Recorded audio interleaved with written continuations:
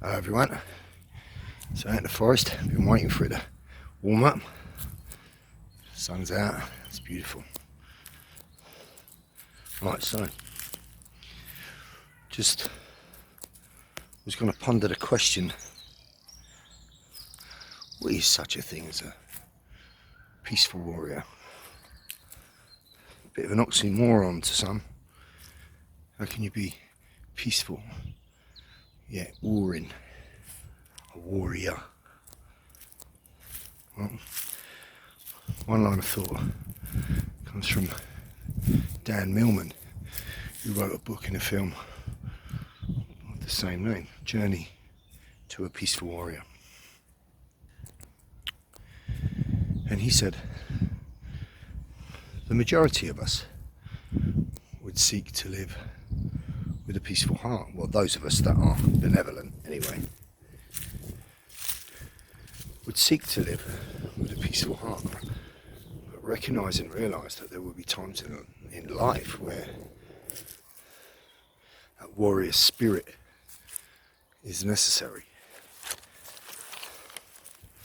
So, any testing trial in your life, maybe the loss of a loved one, maybe somebody finds out that they're really serious illness. Just two examples of many that will require you to dig real deep and find that warrior self, spirit, and see what you're made of. You know? So that requires a peaceful warrior, and that is a peaceful warrior analogy. Somebody that seeks to live with a peaceful heart, but knows a warrior spirit is needed from time to time. Then there are those kind of peaceful warriors that have very little peace in their life, that are desperately seeking it and are willing to stand and fight in the front of whatever it has to face that threatens that. Fight bravely in the face of those that threaten peace with war.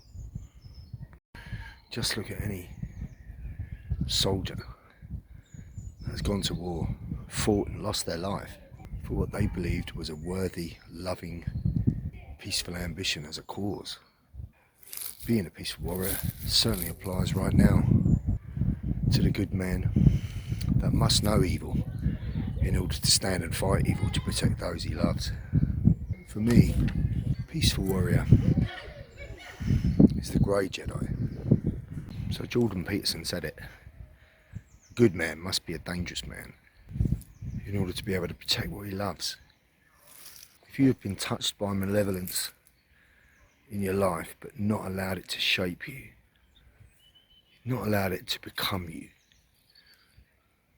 but you will still know what evil looks like. The fact that you've not allowed it to define you, even though you've experienced it, suggests you're of good heart, benevolent heart, which means you should be willing to stand and fight on all levels to protect all that you care about, all that you love. You stand for the light, but you know the fucking dark. They say it's a mistake to push a man to violence, particularly when it's violence that man has spent his whole life perfecting.